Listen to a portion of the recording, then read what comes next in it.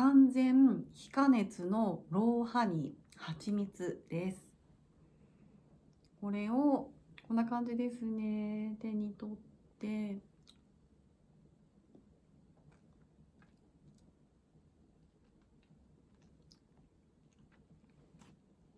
ちゃくちゃ美味しいです。ということで、こんにちは、早川です。今日はですね、蜂蜜のお話を、していこうかと思います。蜂蜜のこの健康効果、美容効果っていうのが、ものすごいと、いうことでですね、絶対これね、毎日食べた方がいいよって思うんですよね。なので、蜂蜜が体にいいっていうことはご存知の方も多いと思うんですけども、なんで体にいいのかとか、蜂蜜ってどんなものなのか、とかですね、あと毎日これ蜂蜜って甘いものなんですけども、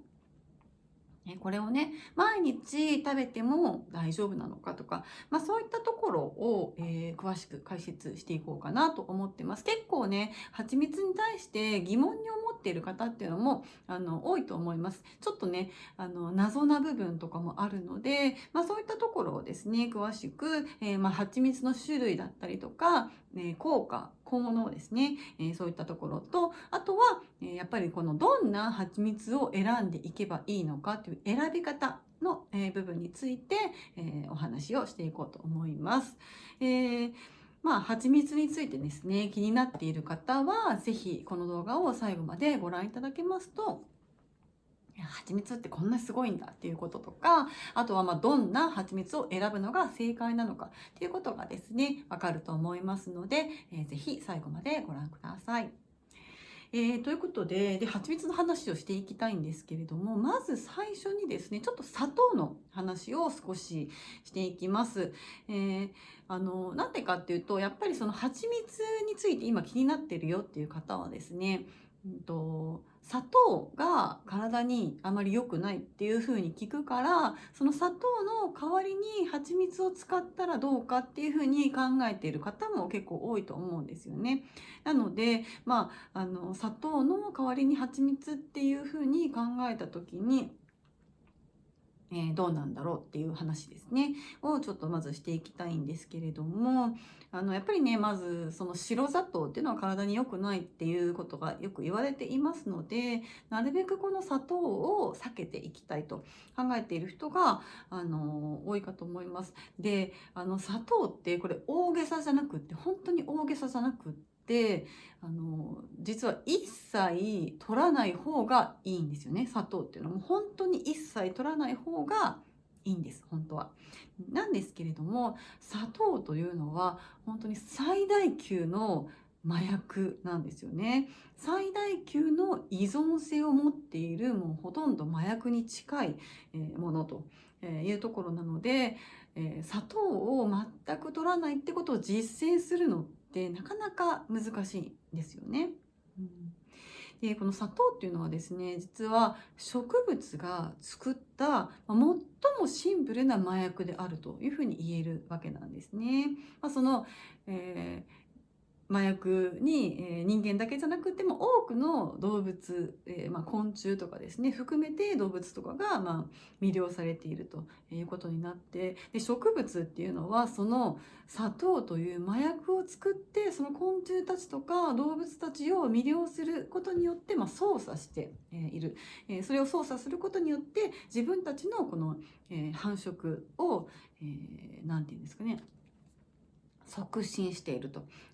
いうことがあります。なんでかっていうと、動物っていうのは動けるので、いろんなところに卵をね卵を産んだりとか、動物、子供を産んだりとかできるんですけれども、植物っていうのはもうこうやって咲いてるだけとかなので自分で動けないですよね。なのでこの受粉したりとか、あと種子ですね、種を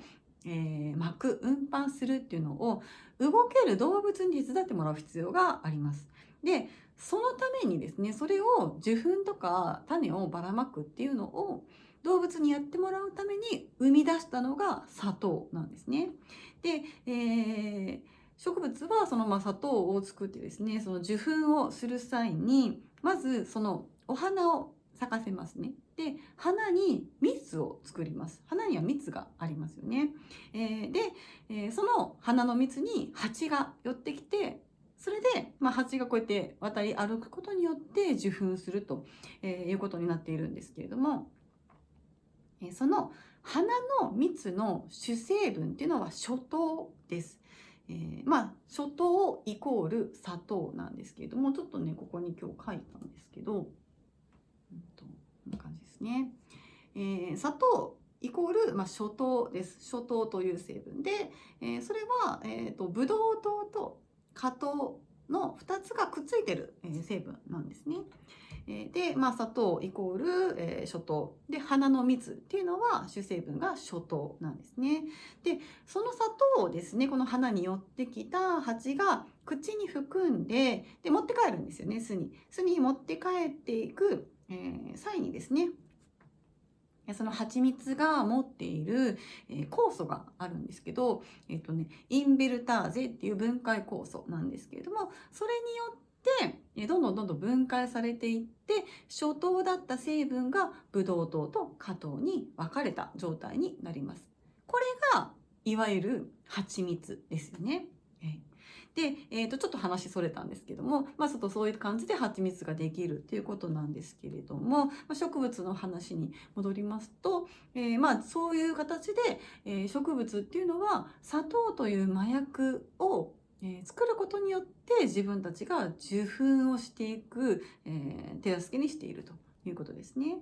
で、さらにですね、受粉が終わって種ができますと。で、種子ができると、今度はその、種子の周りにですね、この甘い果糖とかがね、含まれている実を作ります。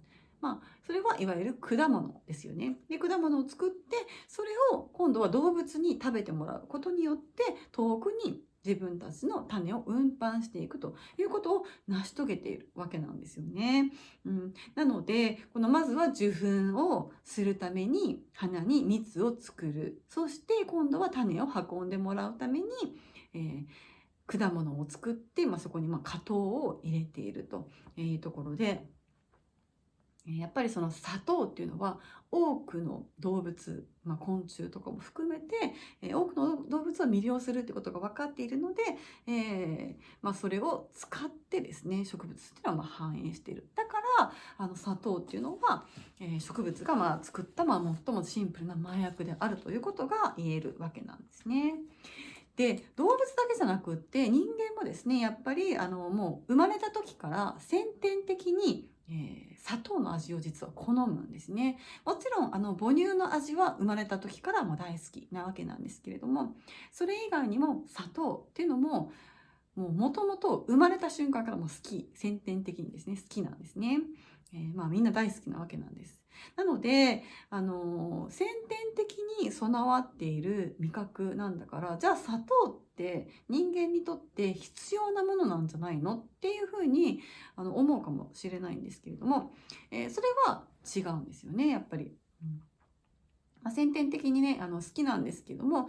だからといって必要というわけではないですし、もちろん人間の体にとっていいというわけではないんですよね。実際ですね見てみると、その現代人がかかる生活習慣病とかいわゆる現代病みたいなやつってそういった慢性疾患的なものですね、のほとんどが実は原因いろいろあるんですけども、砂糖による害ですね。砂糖による悪影響が関わっていて、そういった生活習慣病などの慢性疾患になっているっていうことが、あるわけなんですよね。はい、で最近のその現代病っていうのは本当に現代人しかならなくって、大昔はですねやっぱりその今みたいに砂糖が簡単に手には入らなくって、高級品だったわけなんですね。なので庶民が簡単にその砂糖を常時食べるっていうことができなかったので、昔はそういった、例えば糖尿病とかね、そういった病気ってほとんどなかったんですよ。だけど今はそういった病気がもう3人に1人はがんになるとか、そういったことがあるのはやっぱり砂糖を常時食べているっていうことが、原因の一つとして、言えるわけなんですよね。で、砂糖ってやっぱり食べ出すと全然やめれなくって、どんどんどんどん甘いものが欲しくなってしまうんですね。それはなぜかっていうと、やっぱり砂糖っていうのは最大級の麻薬依存性がすごく高いものであるからということなわけなんですね。でなのでなるべく砂糖って取らないようにしていきたい。その病気になりたくなければですね、病気になりたくなければなるべく砂糖って取らない方がいいわけなんですけれども、でもやっぱり人間っていうのは甘いものが欲しい、甘いものが食べたいという欲求があります。じゃあそれをどうしていくかっていうとですね、じゃあ砂糖の代わりの甘いものでなんとかしようっていう風な考えになってくると思うんですね。でそういった場合にやはりですね、私みたいなその発酵食のことを、メインにやっている、発酵食品が好きな方とかですね、特に日本人はですね、発酵大国、の日本に生まれて育っているわけなので、その砂糖以外の甘味料っていう風に考えた時にやっぱり一番浮かんでくるのは、まずは一つは甘酒ですね。甘酒。そして二つ目がみりんです。この二つ、甘酒とみりんっていうのがやっぱり鉄板というか定番の、砂糖の代替甘味料ということになってくるかと思うんですけれども、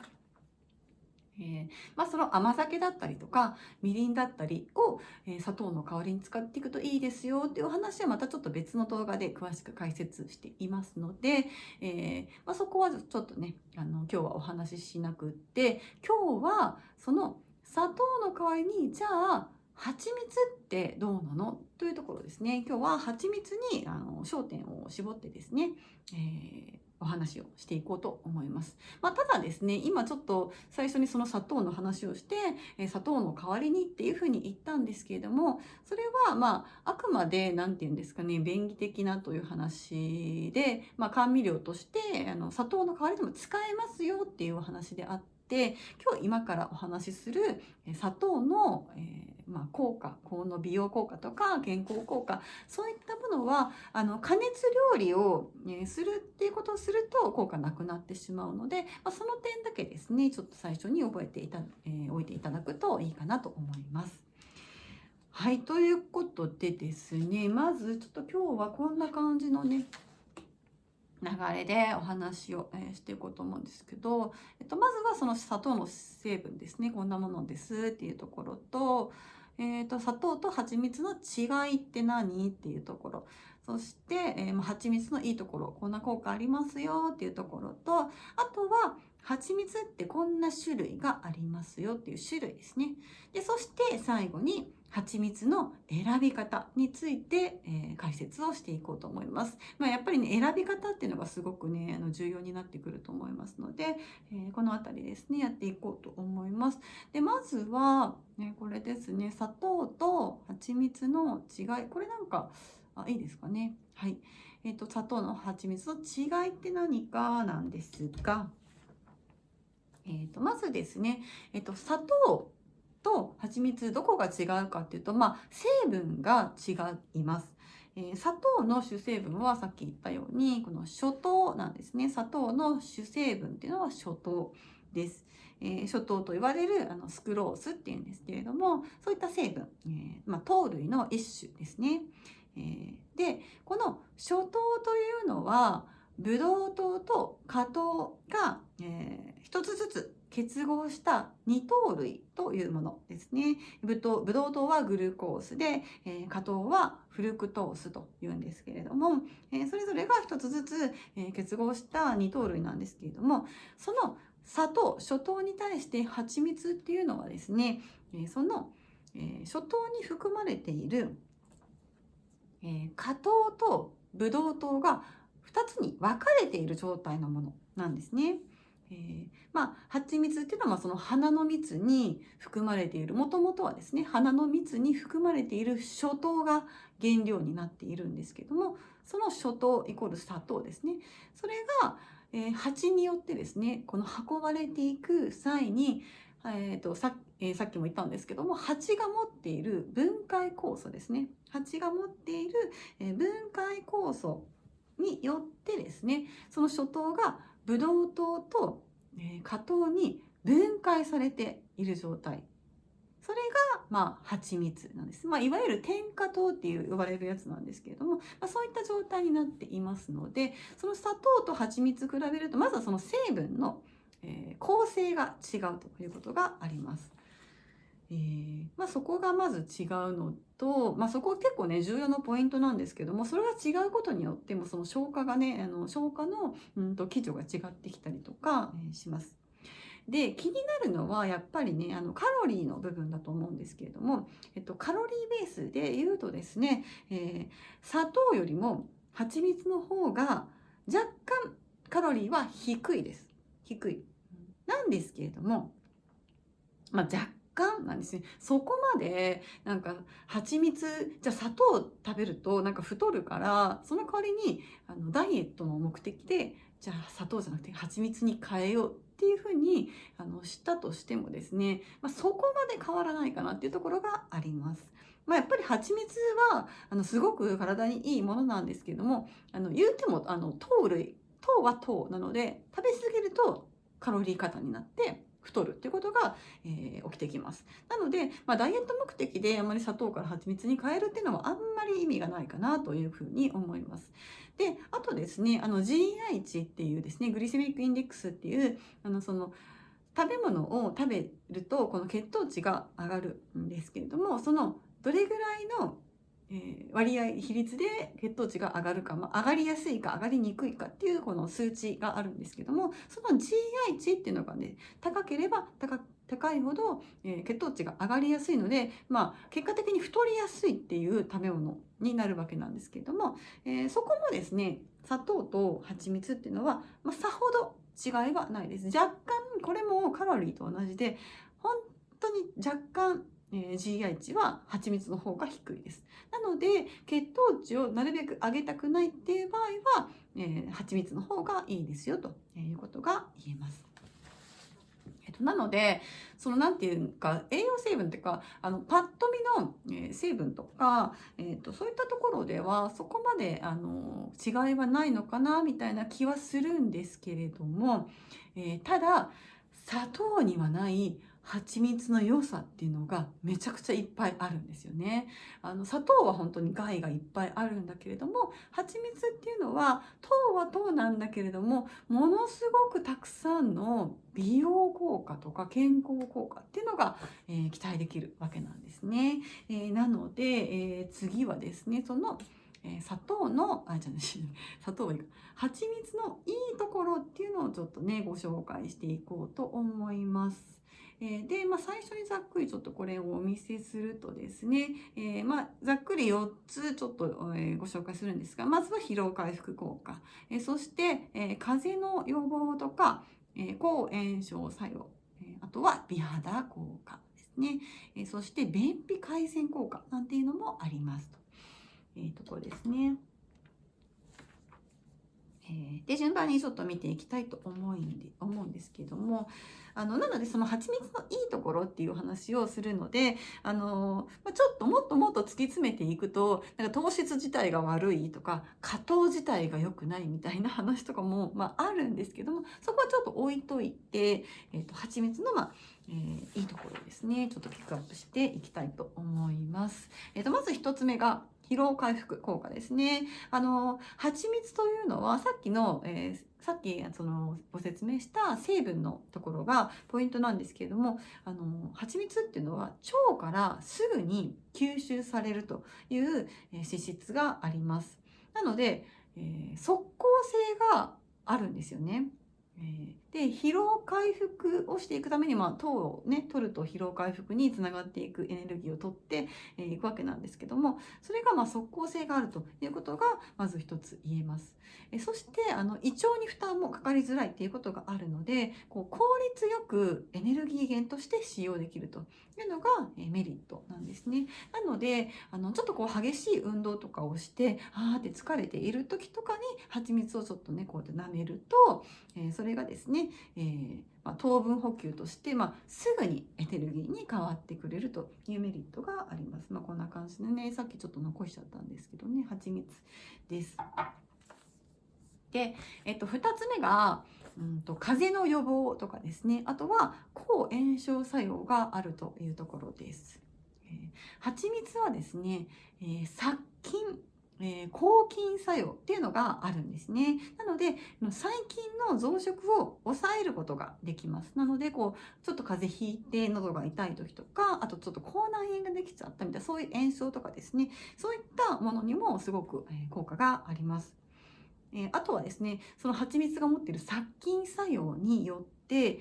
口内炎、中のね、口内炎、口角炎もそうだし、口内炎とか、あと口臭予防とか歯周病とか虫歯とか、そういったものの予防にもつながってくるわけなんですね。なので蜂蜜って甘いものだから、これ虫歯とかになるんじゃないのっていうふうに思う方もいるかもしれないんですけど、実はですね、これ蜂蜜をね、歯磨きに使うっていう方もいるんですよ。インドのアーユルヴェーダなんかはそうなんですけども、この蜂蜜をこのね、口の中に塗るみたいなことをして、その後歯磨きせずに寝るんですよ。それをやっても虫歯にはならないんですよね。なんでかっていうと、蜂蜜にはこの殺菌効果があるので、お口の中をきれいに殺菌してくれるという効果が期待できます。なので寝る前にね、もう歯磨きした後、寝る前に蜂蜜食べて寝ちゃっても大丈夫ということなんですよね。はい、そしてそうですね、咳止めにも効果があるというふうに言われていて、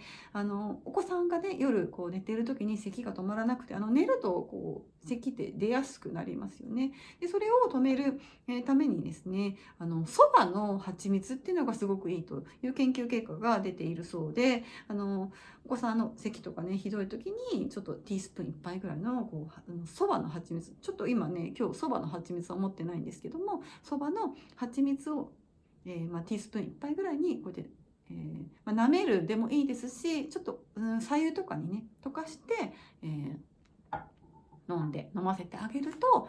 スーッとね収まっていくっていうことがあるそうです。なので風邪の予防とかにもいいですし、ちょっとね、もう風邪ひいちゃって喉がイガイガしてるとか、咳が止まらないっていう時にも非常に役に立ってくれるのが蜂蜜です。そして3つ目です。3つ目は美肌効果ですね。これはもう本当にね、嬉しい効果なんですけれども、蜂蜜にはいろんないい成分が入ってるんですけれども、ビタミン C とかビタミン、B2、B6 とかですね、あとはポリフェノールとかも、含まれていますので、もちろんこれ言わずもがななんですけど、ビタミン類っていうのはこの皮膚の代謝を整えたりとか、美白効果、美肌効果っていうのが期待できます。そして、ポリフェノールですよね。ポリフェノールっていうのはシミとかそばかすですね、そういったものの原因となるこのメラニンの生成を抑制してくれるという、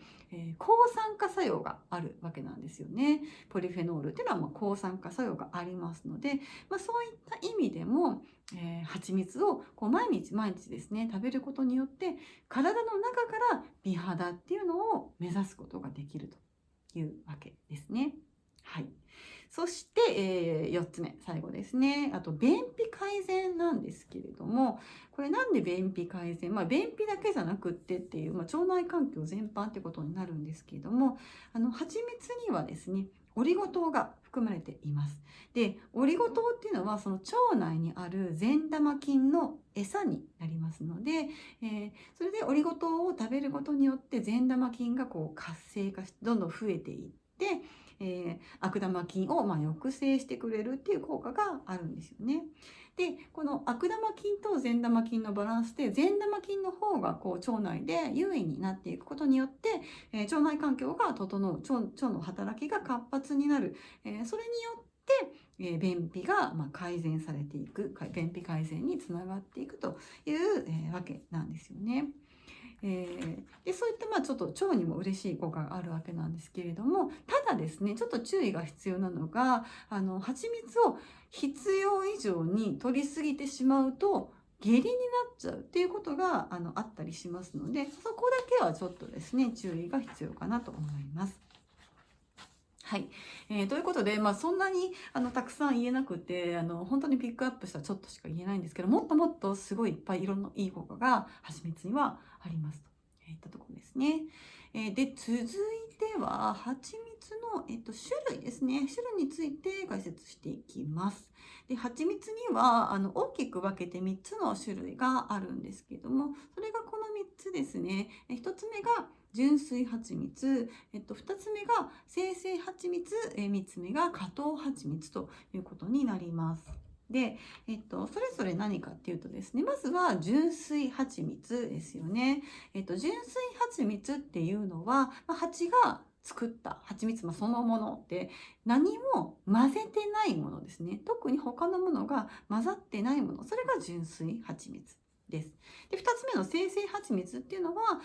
これはですね、なんか食品に使うとか、なんか飲み物、ジュースみたいなものにするとか、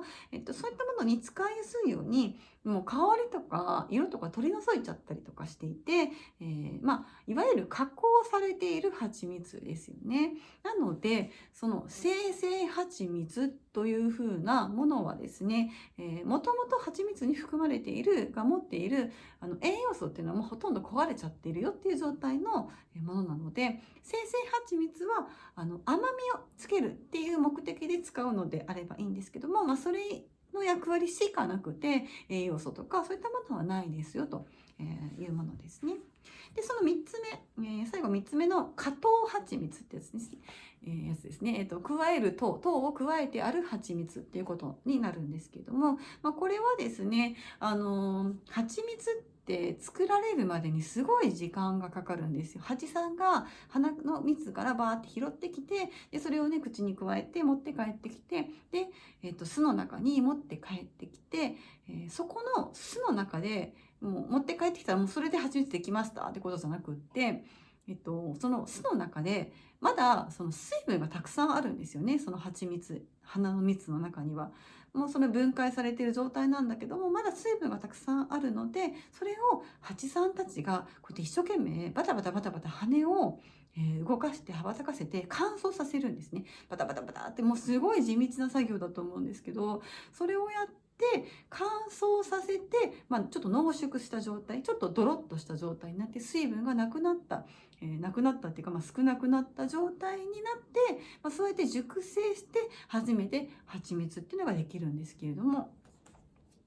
その状態を待たずしてですね、まだ未成熟の、熟成してない、まだ水分がたっぷりある状態でもうちょっと取っちゃって、そこに、加熱したりとかして、糖分を加えて作っているっていうのが、加糖蜂蜜なわけなんですね。で、それは一応蜂蜜の含有量が 60% 以下のものっていうことになっているんですけれども、そういった加糖蜂蜜っていうものも精製蜂蜜と同じで、本来蜂蜜が持っている栄養素っていうのもほとんど含まれていませんので、単なる甘み漬けのものと思っていただいた方が、いいということですね。なので、そういったことを踏まえて、最終的に蜂蜜の選び方、どんな蜂蜜を選んでいったらいいのかというお話になるわけなんですけれども、ちょっと蜂蜜についてですね、こんなに1個の動画で全部解説するの本当に難しいぐらいいっぱいね、言うべきことがあるんですけども、今回は本当にね、重要な部分だけをお話ししていきます。で、もうここまで来てもう30分ぐらい話してしまったんですけれども、最後のこの蜂蜜の選び方っていうのがやっぱり一番ね重要なポイントだと思うんですね。かつやっぱりその選び方、どんな蜂蜜を選んだらいいのかっていうのが一番聞きたいポイントなのかなというふうに、思いますので、そこをですねそこをやっとちょっと解説していくんですけれども、じゃあどんな蜂蜜を選んでいったらいいのかですね。さっき言ったその純粋蜂蜜、精製蜂蜜、加糖蜂蜜、この3つの種類がありますよって言った中で、じゃあどれを選びますかっていうのは、もう当然これは純粋蜂蜜ですよね。で、純粋蜂蜜を選んでいただきたいんですけれども、ただですね、蜂蜜っていうのは非常に偽装が激しい食品なんですよね。オリーブオイルとかも結構そうなので偽装が激しいものなんですけども、蜂蜜もそのオリーブオイルと、同じぐらいもうすごい偽装が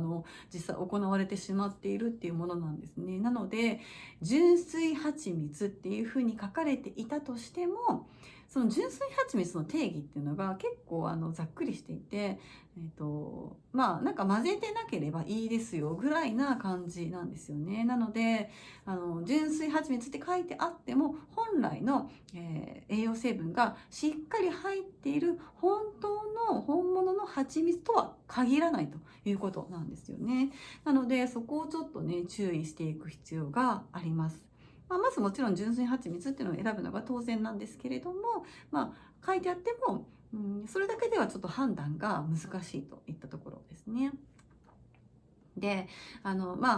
とはその国産を選ぶっていうところもちょっと重要になってくるんですけれども、なぜかというとですね、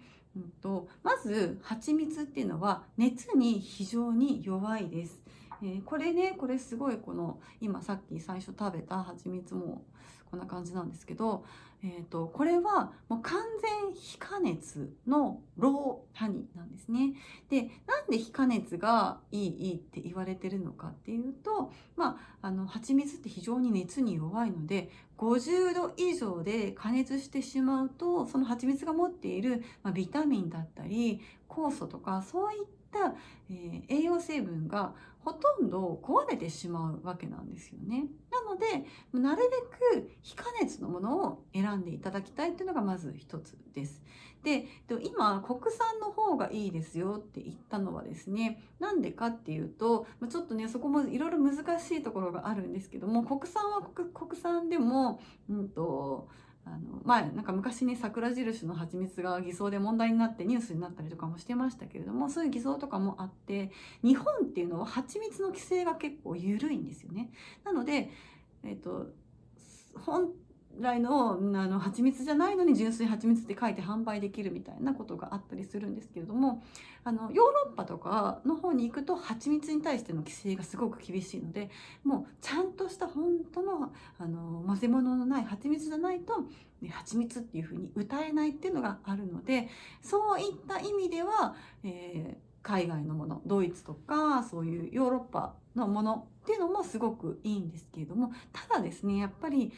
そうすると輸入してくるってことになるので、外国遠い国から輸入してくる場合って大体船便ですよね、タンカーに乗せて運ばれてきます。そうするとですね、そのなんか赤道直下みたいなところを通ってくる間にタンカーの中にずっと保管されて、何日も何日もですねかけてくるわけなので、そこのタンカーの倉庫の中の温度っていうのがめちゃくちゃ高くなるってことがあるんですね。それがやっぱり50度以上になってしまっている場合も、結構あると、いうことなんですよね。なのでそれを考えると、せっかくいい非加熱の蜂蜜であったとしても輸入されてくるそうですね、輸出されてくる、時にちょっとね熱がかなり加わってしまうっていうことが考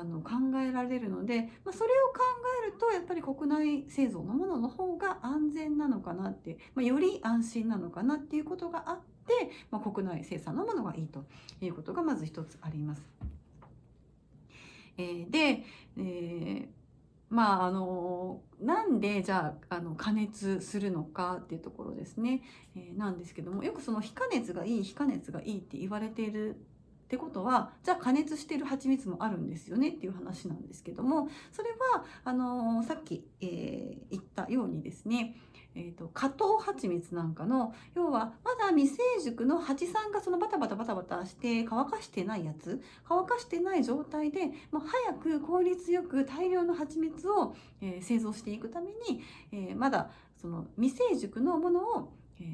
取っちゃって、それを人工的に加熱して水分を飛ばしていくっていう風にしている蜂蜜があるから、そういった蜂蜜のことを加熱した蜂蜜っていう風に言っていて、そうじゃない蜂蜜がいいですよってことで非加熱がいいよっていう風に言っているわけなんですね。多分もともとはそうなんですけども、ただですね、その基準というか加熱してるかしてないかの境目っていうのが結構難しくて、線引きがですね曖昧なんですよね。それが明確な基準がある。この何度以上で加熱したら、加熱って書かなきゃいけないとか、非加熱の定義っていうのは何度までみたいなの方っていうその表記の方法っていうのが全然決まってない、規定がないんですね。なので、そこがちょっと難しいんですけど、基本的にですね、通常のその純粋蜂蜜って言われるものを製造するにあたって加熱は通常するんですよ。普通加熱はするんです。どんな大きい工場じゃなくて個人の養蜂家さんとかであっても大抵加熱ってするんですね。でどうなんでしょうね、パーセンテージわかんないんですけど、多分 90% 以上の、蜂蜜製造において加熱っていうのはされます。それは何かっていうとですね、こういった蜂さんがね取ってきたその巣箱の中から遠心分離機にかけてドロッとした蜂蜜ができるわけなんですけども、そのドロッとした蜂蜜の状態ってめちゃくちゃドロドロしてるんですよ。もう本当にこれぐらい、もうでこうやってバーって垂らしてもなかなか垂れてこないぐらい、全然ちょっとねこれ色が薄くて見づらいんですけど、なかなか垂れてくるすんごいドロッとした状態になっているので、それをですねこういった瓶詰めにするにはすごく労力がかかるんですね。あとこうやってね、今ちょっと冬なんでこんな感じでちょっと結晶化しますよね、蜂蜜って。で結晶化しちゃうので、それを瓶詰めするってなかなか難しいんです。なのでそれをうまく瓶詰めするために、加温をして、加熱っていうかですね、加温をしてだいたい40度ぐらい、40度前後ぐらいで湯煎するんですね。湯煎して温めてちょっとドロッとした状態にして、それを、瓶詰めするっていうことをしているわけなんですね。あとはちょっと最初にもう蜂さんから取っただけの蜜っていうのはいろいろゴミとか蜂さんの足とかいろいろね羽とかが入っちゃう、混入したりとかしてるので、日本だと特にそういうね不純物とかが混入してるとなかなかねクレームの対象とかになっちゃうので、ろ過っていうのをするんですね。フィルターを通してろ過をします。でろ過をするにあたってもやっぱりこれぐらいねドロドロしてるとなかなか、フィルター通っていかないので、ろ過したり瓶詰めとかをしやすくするために、湯煎で加温というのをします。でそれをですね大体もうほとんどの蜂蜜製造においてそれが行われるわけなんですね。でそれに対してじゃあそれ加熱ですよねって言ったらもうじゃあ加熱はしましたってことになってしまうんだけれども、でもそれは加熱ではなくって、加温ちょっと温めてるだけですよっていうことであれば、それも非加熱って言ってもいいんじゃないかなというふうに思うんですけれども、やっぱり日本人ってすごい正直なので、ちょっとでもそうやってね加熱っていうか、加温とかしてると非加熱とは表示しづらいっていうところがあったりして、すごい微妙なラインで高温加熱はしていませんとかいうふうに書いてある商品とかもあったりしますね。なので難しいところなんですけれども、一応前提として蜂蜜製造にあたっては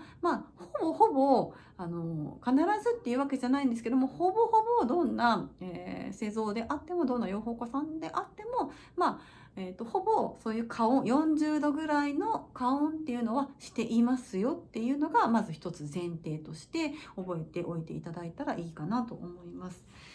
なので非加熱っていうのがもちろん一番いいんですけれども、栄養素がねほとんど失われていないのはいいんですけども、多少の加温は、されていても、その温度、50度以上での高温で加熱しない限りは、そこまでですね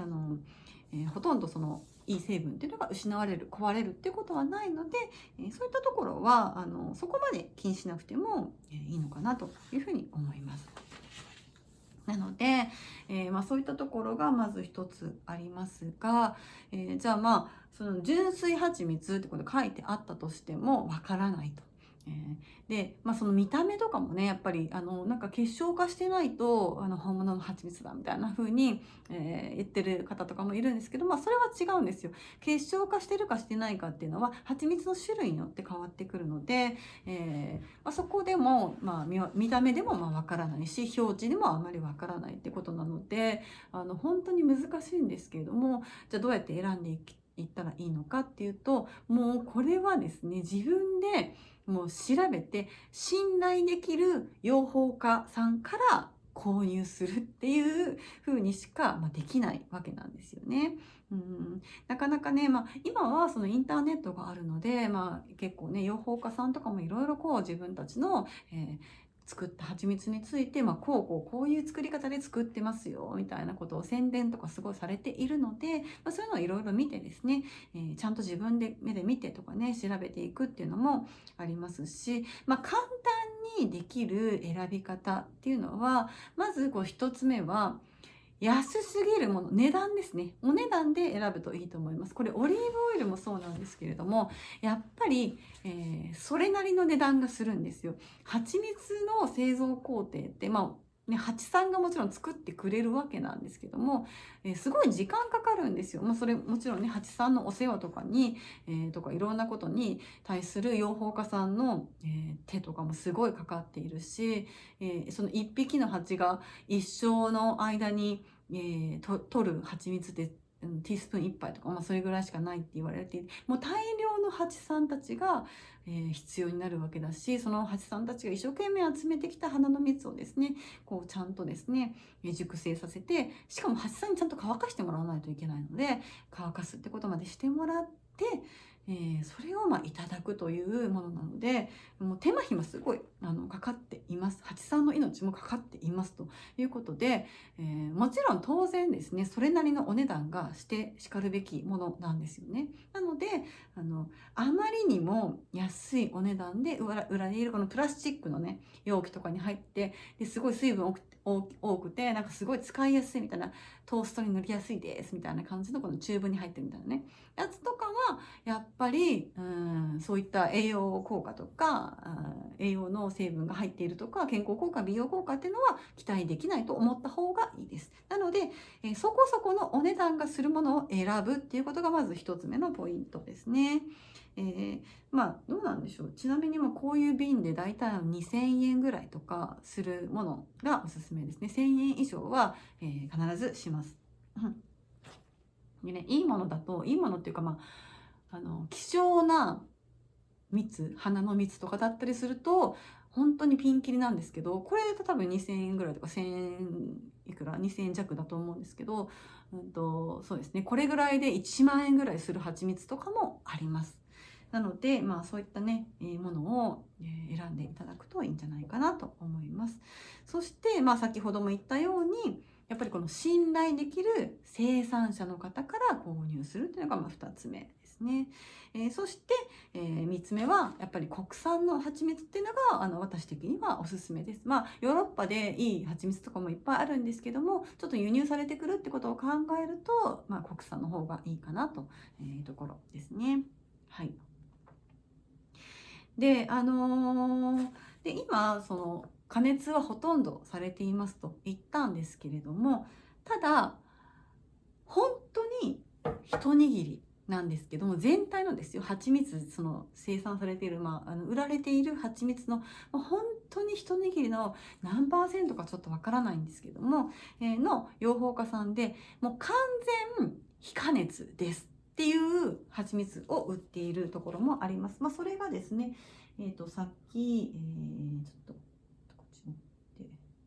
さっきですね、お店、最初にちょっと私が食べた、こちらの蜂蜜なんかがそうですね。これね、すごい可愛いんですよ。こういう容器に入っていて、ちょっと名前忘れちゃった。これね、ここに書いてたよかった。フォレストアピアリーさんっていうところなんですね。これです。山梨県かな、長野県かな。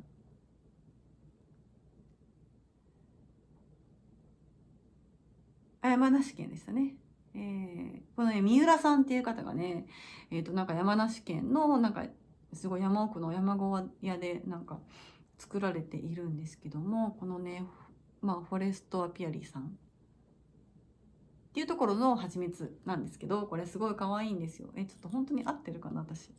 合ってますね。フォレストアピアリーさんです。で、これ、非加熱生蜂蜜って書いてあるんですよ。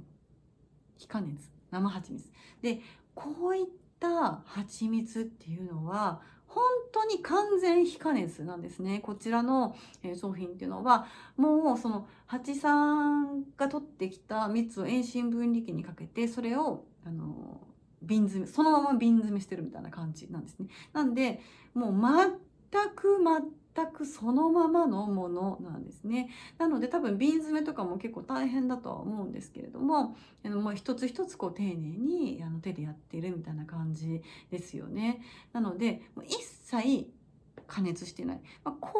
ういう商品を作っている養蜂家さんも本当に一握りですがいます。なので絶対私は非加熱じゃないと嫌だっていう方はですね、こういったものを選んでいくといいんじゃないかなと思います。もう完全非加熱ローハニー、これね、極上品プレミアムって書いてあるんですけど、これはアカシアの蜂蜜ですね。はい、こんなものもありますので、これもそこまでね、めちゃくちゃ高いってわけじゃないんですよ。これ一瓶でいくらぐらい、2000円弱ぐらいだったと思うんですけど、確か。2000円ぐらい、2500円ぐらいだったかちょっと忘れちゃったんですけど、詳しくはこちらのですね、ページとか見ていただくといいんじゃないかなと思います。概要欄に貼っときますね。こういったものがありまして、すごいこれねいいんですよ。でいろんな種類あって、こちらはハゼとかもあるしね、ちょっとハゼって珍しいですよね。あってちょっとこれはねやっぱり蜜によって色がこうやって違うんですよね。なので、こういったものを選んでいくといいかなって思います。でこちらもですね、これはね軽井沢ですね。軽井沢のどこだっけ、荻原養蜂園さんっていうところのやつなんですけども、こちらもですね、これはね、りんごの蜂蜜ですね。で、これもね、非加熱のものですね。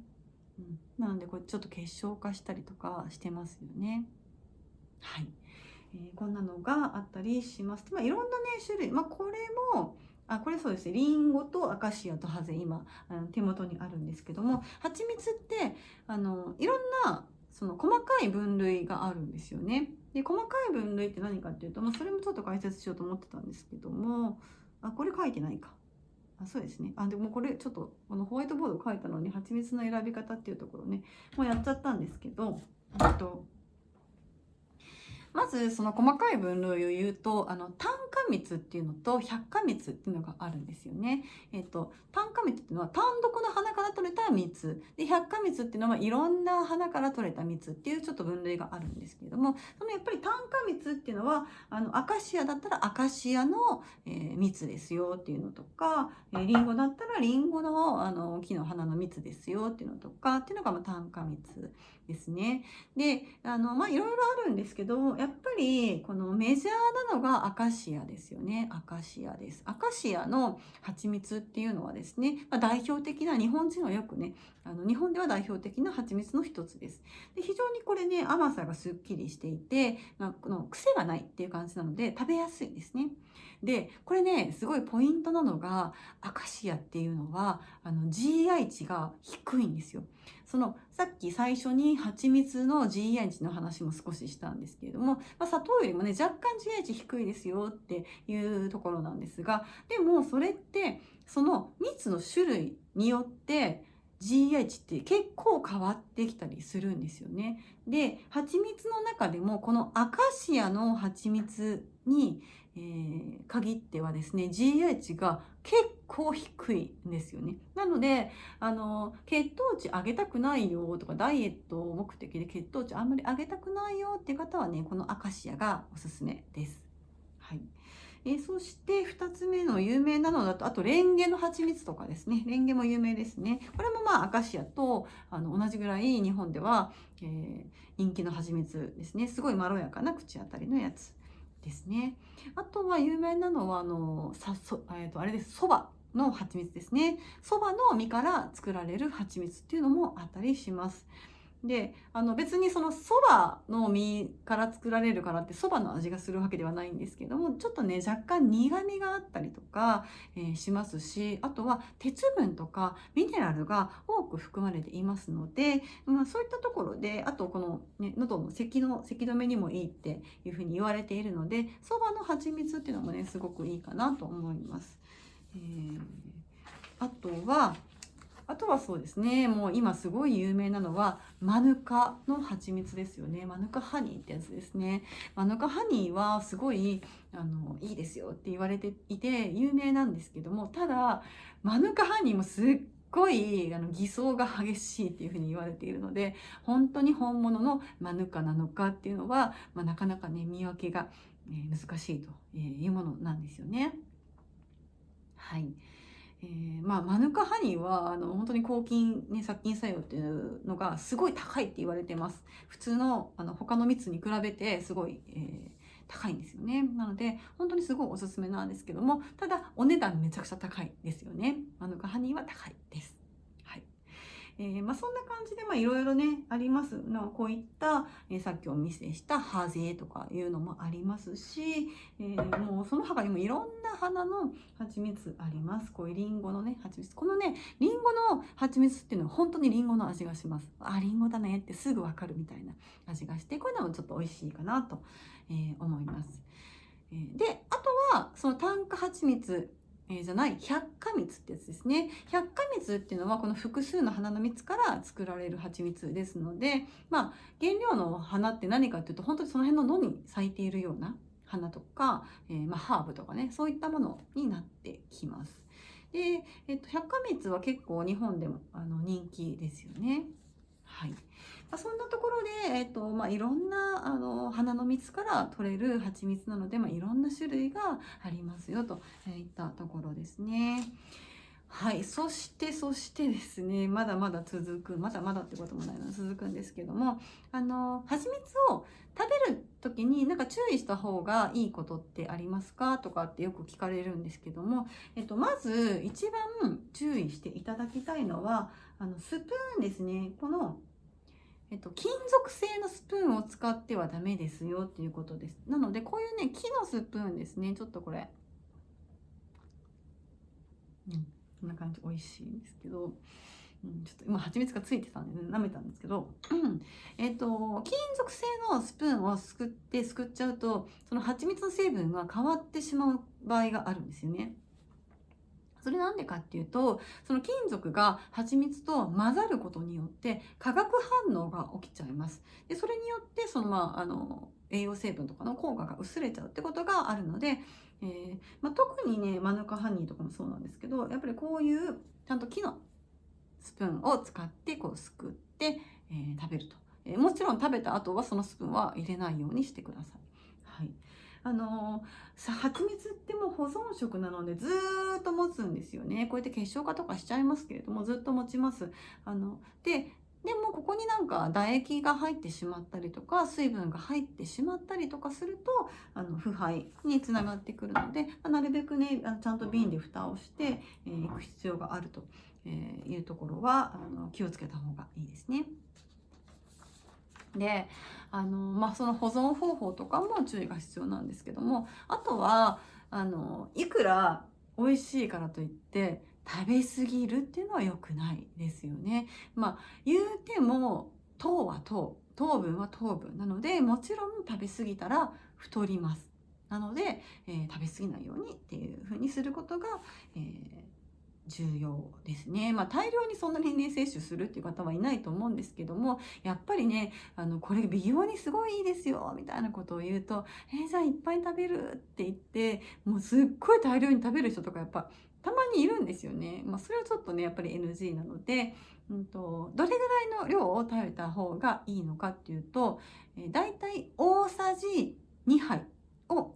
食べるといいです。1日にですね。1日に、トータルで大さじ2杯ぐらい食べるのがいいというふうに言われています。なんかこれね、研究結果ちゃんと出ているそうで、そういう論文があるらしいんですけど、大さじ2杯を食べると、すごくいい効果があったっていうふうに言われていますので、大さじ2杯ぐらいなら食べてもいいよっていうことになるかと思います。で、やっぱりそれって続けていくことが大事なので、毎日毎日ですね、こうコツコツ続けていくといいかなというふうに思います。で、私がおすすめなのはやっぱり、寝る前に食べるっていうところですね。で、この話するとまた長くなっちゃうんですけども、低血糖症、夜間低血糖症になっている方ってすごく多くて、私もちょっとその経があるんですけれども、寝つきが悪いとか、睡眠の質が悪いとか、夜中に歯ぎしりしているとか、食いしばりしてるとか、悪夢をいっぱい見るとか、そういった形で睡眠がうまく取れてないっていう方は、夜間低血糖になっているっていう可能性が非常に高いです。なので、それを防ぐために、寝る直前にですね、この蜂蜜を大さじ1杯ぐらい食べてから寝ることによって、その血糖値がですね、寝ている間に血糖値が下がりすぎるっていうことを防いでくれるですね。なので、寝る前に食べるっていうのがすごくおすすめかなというふうに思います。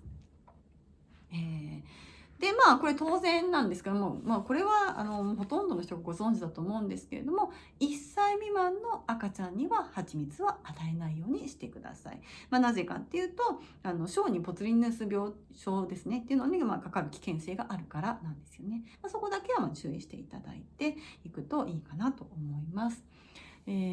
そんな形でですね、今日もすごく長くなっちゃったんですけれども、この蜂蜜についても本当にね、すっごい素晴らしいいい効果がいっぱいあるので、しっかりと、いい蜂蜜を選んでいただいて毎日食べるっていうのが、おすすめですね。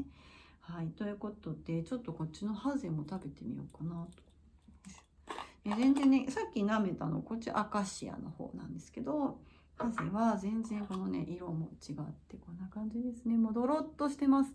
で、普通のって言ったらおかしいんですけど、安いちょっとなんか混ざってるような蜂蜜とか、あとは加熱しすぎてるような蜂蜜とかって結構ね、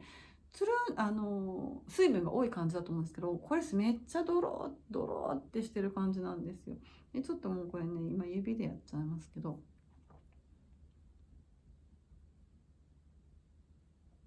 こんな感じですね。こんな感じです。